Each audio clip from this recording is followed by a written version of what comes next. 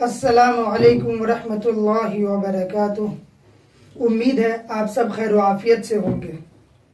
تو ہماری بات چل رہی تھی کہ جھاڑ پھونک کرنا کیسا ہے اور تعویذ پہننا اور لکھنا کیسا ہے۔ اس سلسلے میں کافی ساری گفتگو اس سے پچھلی ویڈیو میں ہو چکی ہے۔ اب جو گفتگو باقی ہے وہ آج کی ویڈیو میں ہوگی انشاءاللہ۔ تو چلیے ویڈیو شروع کرتے ہیں۔ روایت میں حضرت ابو سعید خدری رضی اللہ عنہ کا واقعہ آتا ہے کہ ایک مرتبہ صحابہ اکرام کا ایک قافلہ کہیں سفر پر جا رہا تھا۔ راستے میں ان کا زادے رہا، یعنی کھانے پینے کا سامان ختم ہو گیا۔ راستے میں غیر مسلموں کی ایک بستی پر اس قافلے کی نظر پڑی۔ انہوں نے جا کر بستی والوں سے کہا، ہم مسافر لوگ ہیں، کھانے پینے کا سامان ختم ہو گیا، اگر تمہارے پاس کچھ کھانے پینے کا سامان ہو تو ہمیں دے دو۔ ان لوگوں نے شاید مسلمانوں سے دشمنی کی بنا پر انہیں کھانا دینے سے منع کر دیا، ہم تمہاری مہمان نوازی نہیں کر سکتے۔ صحابہ کرام کے قافلے نے بستی کے باہر پڑاؤ ڈال دیا۔ رات کا وقت تھا۔ انہوں نے سوچا کہ رات یہاں پر گزار کر صبح کسی اور جگہ کھانا تلاش کریں گے۔ اللہ کا کرنا ایسا ہوا کہ اس بستی کے سردار کو سانپ نے کاٹ لیا۔ جب بستی والوں نے سانپ کے کاٹنے کا بہت علاج کیا لیکن اس کا زہر نہیں اکلا، تو کسی نے کہا کہ سانپ کے کاٹنے کا علاج جھاڑ پھونک سے بھی کیا جاتا ہے، اگر تم میں سے کسی کو جھاڑ پھونک آتا ہو یا کسی اور کو آتا ہو تو اسے بلا کر لے آؤ۔ ان لوگوں نے کافی تلاش کیا لیکن اس گاؤں میں کوئی بھی جھاڑ پھونک کرنے والا نہ تھا۔ کسی نے کہا کہ وہ قافلہ جو بستی کے باہر ٹھہرا ہوا ہے وہ مولوی قسم کے لوگ معلوم ہوتے ہیں، ان کے پاس جا کر معلوم کرو، شاید ان میں سے کوئی شخص سانپ کے کاٹنے کا جھاڑ جانتا ہو۔ چنانچہ وہ لوگ حضرت ابو سعید خدری رضی اللہ عنہ کے پاس گئے اور پوچھا کہ کیا آپ میں سے کوئی شخص سانپ کے کاٹنے کا علاج جانتا ہے؟ بستی کے ایک شخص کو سانپ کاٹ لیا ہے۔ حضرت ابو سعید نے فرمایا، ٹھیک ہے میں جھاڑ دوں گا، لیکن تم لوگ بہت ہی بخیل ہو، بہت ہی کنجوس ہو۔ ایک مسافر قافلہ آیا ہوا ہے، تم سے کہا کہ کچھ کھانے پینے کا سامان دے دو، تم نے ان کے کھانے پینے کا سامان دینے سے بھی منع کر دیا۔ بستی والوں نے کہا کہ ہم بکری کا پورا غلہ آپ کو دے دیں گے، لیکن ہمارا آدمی کا تم علاج کر دو اور اسے ٹھیک کر دو۔ چنانچہ حضرت ابو سعید خود اپنا واقعہ سناتے ہیں کہ مجھے جھاڑ پھونک تو نہیں آتا تھا کہ میں نے سوچا کہ اللہ کے کلام میں یقیناً برکت ہے، اس لیے میں ان لوگوں کے ساتھ بستی میں گیا اور وہاں جا کر سورہ فاتحہ پڑھ کر دم کرتا رہا، سورہ فاتحہ پڑھتا رہا، دم کرتا رہا۔ اللہ تعالیٰ کا کرنا ایسا ہوا کہ اس کا زہر اتر گیا۔ اب وہ لوگ بہت خوش ہوئے اور بکریوں کا ایک غلہ ہمیں دے دیا۔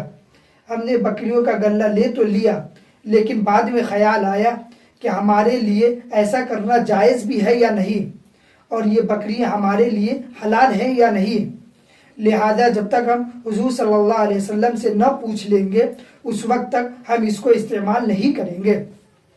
چنانچہ حضرت ابو سعید خدری رضی اللہ عنہ حضور اقدس صلی اللہ علیہ وسلم کی خدمت میں حاضر ہوئے تو سارا واقعہ بتایا اور پوچھا کہ یا رسول اللہ، اس طرح بکریوں کا غلہ ہمیں حاصل ہوا ہے، ہم اس کو رکھیں یا نہ رکھیں؟ حضور اقدس صلی اللہ علیہ وسلم نے فرمایا، تمہارے لیے اس کو رکھنا جائز ہے، لیکن یہ بتاؤ کہ تمہیں یہ کیسے پتا چلا کہ سانپ کے کاٹنے کا علاج یہ ہے؟ حضرت ابو سعید نے فرمایا، یا رسول اللہ، میں نے سوچا کہ بیہودہ قسم کے کلام میں تاثیر ہو سکتی ہے تو اللہ کا کلام میں تو بدرجہ اولا تاثیر ہوگی، اس وجہ سے میں سورہ فاتحہ پڑھتا رہا اور دم کرتا رہا۔ اللہ تعالیٰ نے اس سے ٹھیک کر دیا۔ سرکار دو عالم جناب محمد رسول اللہ صلی اللہ علیہ وسلم نے ان کے اس عمل سے خوش ہوا اور ان کی تائید فرمائی اور بکریوں کا غلہ رکھنے کی بھی اجازت دے دی۔ اب دیکھیے اس واقعے میں حضور اقدس صلی اللہ علیہ وسلم نے جھاڑ پھونک کی نہ صرف تائید فرمائی بلکہ اس عمل کے نتیجے میں بکریوں کا جو غلہ بطور انعام کے ملا تھا اس کو رکھنے کی اجازت بھی دے دی۔ اس قسم کے بے شمار واقعات ہیں کہ رسول کریم صلی اللہ علیہ وسلم نے خود بھی یہ عمل فرمایا اور صحابہ کرام سے بھی کرنے کا حکم دیا۔ یہ تو جھاڑ پھونک کا مسئلہ ہوا، اب تعویذ کی طرف آئیے۔ تعویذ کاغذ پر لکھے جاتے ہیں اور ان کو پیا بھی جاتا ہے، اور کبھی گلے اور بازو میں باندھا بھی جاتا ہے، کبھی جسم کے کسی اور حصے پر باندھا جاتا ہے۔ خوب اچھے سے سمجھ لے کہ رسول اللہ صلی اللہ علیہ وسلم کے یہ تو ثابت نہیں کہ آپ نے کوئی تعویذ لکھا ہو، لیکن صحابہ کرام سے تعویذ لکھنا ثابت ہے۔ چنانچہ حضرت عبداللہ بن عمر رضی اللہ عنہ سے روایت ہے کہ حضور اکرم صلی اللہ علیہ وسلم نے صحابہ کرام کو یہ کلمات سکھائے: اعوذ بکلمات اللہ التامات من شر ما خلق واللہ خیر حافظا وہو ارحم الراحمین۔ چنانچہ حضرت عبداللہ بن سلام رضی اللہ عنہ جو یہودی سے مسلمان ہوئے تھے اور یہودی ان کے دشمن تھے اور ان کے خلاف جادو وغیرہ کرتے تھے، تو حضور اکرم صلی اللہ علیہ وسلم نے ان کو یہ کلمات سکھاتے ہوئے فرمایا تھا کہ تم یہ کلمات خود پڑھا کرو اور اپنے اوپر اس کا دم کر لیا کرو، پھر انشاءاللہ تم پر کوئی جادو اثر نہیں کرے گا۔ چنانچہ وہ یہ کلمات پڑھا کرتے تھے، اور حضور صلی اللہ علیہ وسلم نے یہ بھی فرمایا تھا کہ اگر رات کو سوتے ہوئے کسی کی آنکھ گھبراہٹ سے کھل جائے اور اس کو خوف محسوس ہو تو اس وقت بھی یہ کلمات پڑھے۔ چنانچہ حضرت عبداللہ بن عمر رضی اللہ عنہ پڑھاتے ہیں، میں نے اپنے بڑے لڑکے کو یہ کلمات سکھا دیے ہیں اور یاد کرا دیے ہیں تاکہ وہ اس کو پڑھ کر اپنے اوپر دم کر لیا کرے، اور اس کے نتیجے میں وہ اللہ کی حفاظت میں رہے۔ اور میرے جو چھوٹے چھوٹے بچے ہیں وہ یہ کلمات خود نہیں پڑھ سکتے، اس لیے میں نے یہ کلمات کاغذ پر لکھ کر ان کے گلے میں ڈال دیا۔ یہ حضرت عبداللہ بن عمر رضی اللہ عنہ کا اثر ہے اور ثابت ہے۔ حضرت عبداللہ بن عباس رضی اللہ عنہ سے مروی ہے کہ اگر کسی عورت کی ولادت کا وقت ہو تو ولادت میں سہولت پیدا کرنے کے لیے تشتری یا صاف برتن میں یہ لکھ کر اس کو دھو کر اس خاتون کو پلا دیا جائے تو اللہ تعالیٰ اس کی برکت سے ولادت میں مدد فرماتے ہیں۔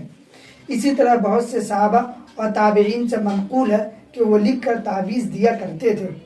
لیکن ایک بات یاد رکھنی چاہیے جو حکیم الامت حضرت مولانا اشرف علی تھانوی رحمہ اللہ نے فرمائی ہے، اور حادین سے یقیناً وہی بات ثابت ہوتی ہے، وہ یہ کہ تعویذ کا فائدہ ثانوی درجے کا یعنی سیکنڈ لیول کا ہے۔ اصل فائدے کی چیز جھاڑ پھونک ہے جو رسول اللہ صلی اللہ علیہ وسلم سے ثابت ہے۔ یہ عمل آپ نے خود فرمایا اور صحابہ کرام کو اس کی تلقین فرمائی۔ اس عمل میں زیادہ تاثیر اور زیادہ برکت ہے، اور تعویذ اس جگہ استعمال کیا جائے جہاں آدمی وہ کلمات خود نہ پڑھ سکتا ہو اور نہ دوسرا شخص پڑھ کر دم کر سکتا ہو، اس موقع پر تعویذ دیا جائے، ورنہ اصل تاثیر جھاڑ پھونک میں ہے۔ بہرحال صحابہ کرام سے دونوں طریقے ثابت ہے۔ بعض لوگ یہ سمجھتے ہیں کہ تعویذ لٹکانا شرک ہے اور گناہ ہے۔ اس کی وجہ ایک حدیث میں جس کا مطلب لوگوں نے صحیح نہیں سمجھا، جس کے نتیجے میں وہ تعویذ لٹکانے کو ناجائز سمجھتے ہیں۔ چنانچہ حدیث شریف میں آپ صلی اللہ علیہ وسلم نے فرمایا، ان الرقا والتماتم والتولۃ شرک۔ تمائم تمیمتن کی جمع ہے، اور عربی زبان میں تمیمہ کے جو معنی ہے اردو میں اس کا کوئی لفظ نہیں ہے، اس لیے لوگوں نے غلطی سے اس کو تعویذ کا معنی سمجھ لیا، اس لیے اس حدیث کے معنی یہ ہوئے تعویذ شرک ہے۔ اب لوگوں نے اس بات کو پکڑ لیا کہ ہر قسم کا تعویذ شرک ہے، حالانکہ یہ بات صحیح نہیں۔ تمیمہ عربی زبان میں سیپ کی ان کوڑیوں کو کہا جاتا ہے جن کو زبان جاہلیت میں لوگ دھاگے میں پرو کر بچوں کے گلے میں ڈال دیا کرتے تھے، اور ان کوڑیوں پر مشرکانہ منتر پڑھے جاتے تھے۔ چنانچہ حدیث شریف میں آتا ہے کہ ایک صحابی نے آپ صلی اللہ علیہ وسلم سے عرض کیا، ایک عمل ایسا ہے کہ اگر سانپ یا بچھو کسی کو کاٹ لے تو اس کے کاٹنے کا اثر زائل کرنے کے لیے اور اس کے شر سے محفوظ رہنے کے لیے ہم یہ الفاظ پڑھتے ہیں، شجۃ قرنیۃ ملحۃ بحری قفتن۔ اب اس کے معنی ہمیں تو معلوم نہیں، لیکن حضور اقدس صلی اللہ علیہ وسلم کے سامنے یہ پیش کیا گیا تو آپ نے اس کو منع نہیں فرمایا۔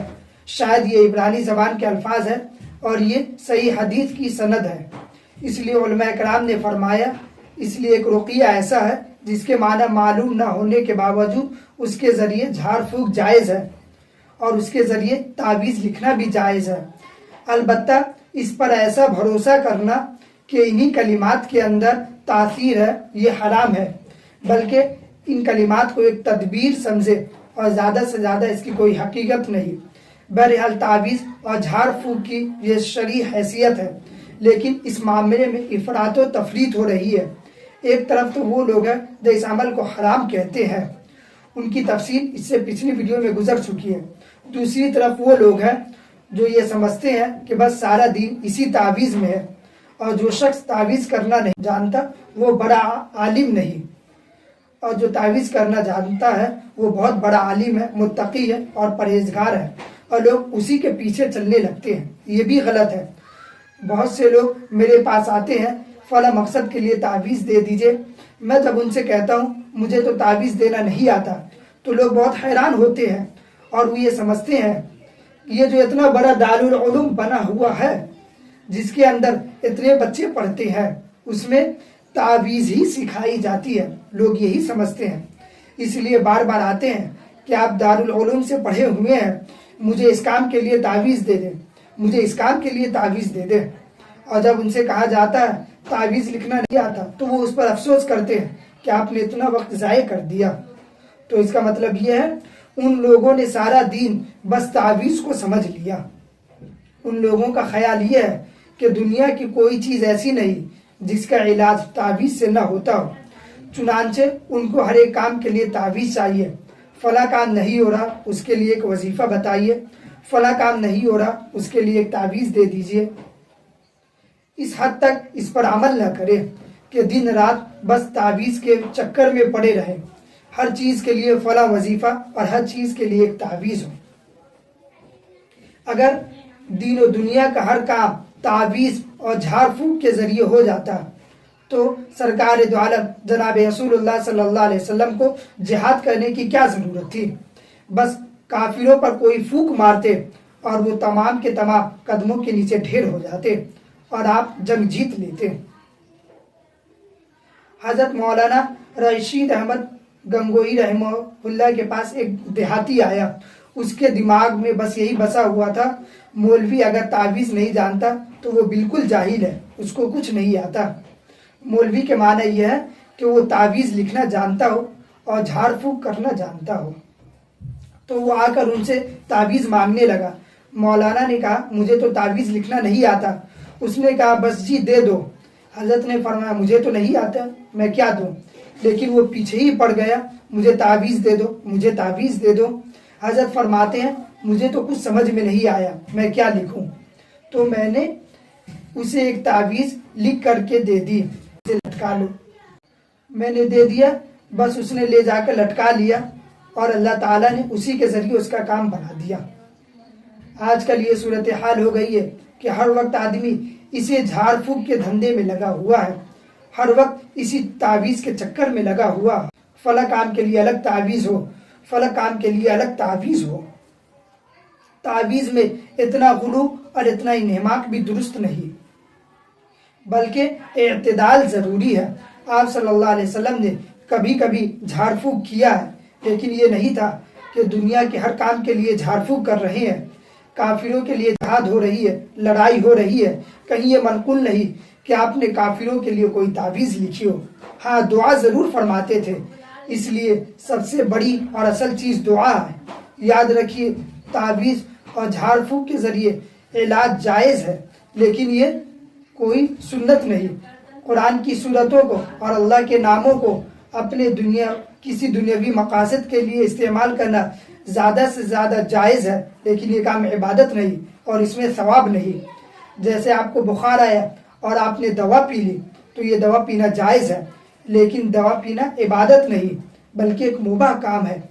اسی طرح تعویذ کرنا اور جھاڑ پھونک کرنا یہ ایک جائز عمل ہے، لیکن جب تم نے اس کو اپنی دنیاوی مقاصد کے لیے استعمال کر لیا تو اب یہ بذات خود ثواب اور عبادت نہیں رہا۔ لیکن اگر براہ راست اللہ سے دعا مانگو اور 2 رکعت صلاۃ الحاجہ پڑھ کر اللہ سے دعا پڑھو، اللہ سے دعا کرو یا اللہ اپنی رحمت سے میرا یہ مقصد پورا فرما دیجئے، یا اللہ میری مشکل حل فرما دیجئے، میری یہ پریشانی دور فرما دیجئے، تو اس دعا کرنے میں ثواب ہی ثواب ہے۔